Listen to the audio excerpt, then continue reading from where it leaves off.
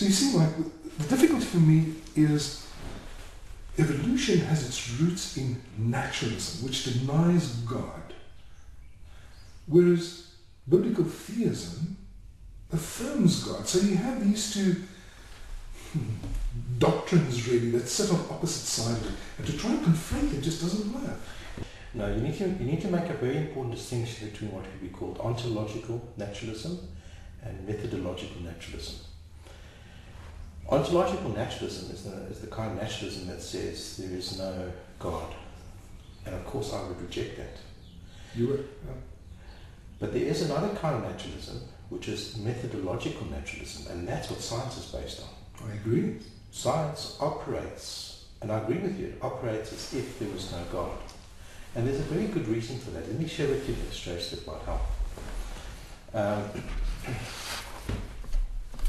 There's a famous scene in Macbeth where Lady Macbeth washes her hands in her sleep and she says, "Out, out, damn spot." Now, it's strange behavior. It begs for an explanation. Now, what would you do to try and explain that strange behavior? How would you go about it? Mm-hmm. It's clear to be very clear about this. The important thing to do is to look at what happened earlier in the story to make sense of that. Mm-hmm. And that corresponds to science. That's what scientists do. And when you do that, you find that Lady Macbeth was involved in a crime, and because she's involved in a crime, she's feeling guilty, and that guilt led to this troubled sleep and this behavior. So, as I said, that corresponds to science. Scientists explain events in the world in terms of what happened earlier in the story, if you like.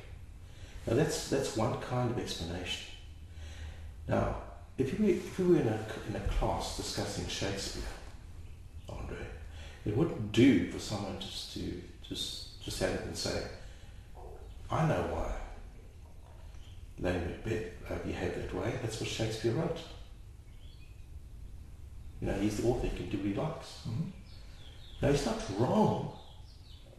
He's perfectly right. But that's not the question that's being discussed when we're talking about English literature. He's not addressing the question. So the statement that he's making, he's explaining that event, the same event, using a very different explanation. He's explaining it in terms of the author who's outside the story. Now I want to suggest to you, Andre, that those are not competing explanations. You don't have to choose between them which one's correct. They're both correct. They're both valid. So they're complementary. In fact, what I would argue with you is that it's just because Shakespeare is a good author, a great author, that we expect to find reasons for why things happen in the story. In fact, what you'd expect is a kind of seamlessness in the story. He's such a good author that everything makes sense. There's a coherence in the story. And that follows from him being a great author. And so I would argue that because God is a great creator, we can investigate this world. That's how the first scientists reasoned. They said,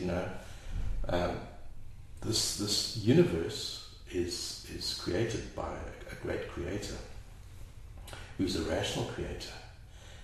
We should be able to investigate and make sense of it. And the important thing is we should find reasons for why things happen outside of him. What I'm saying is it's the nature of who God is. He is a great author. He's a great creator. We can expect to find good reasons for why things happen. We can make sense of it. And that's to his glory. So the success of science is not a discredit to God. It's credit to him. It's what you expect.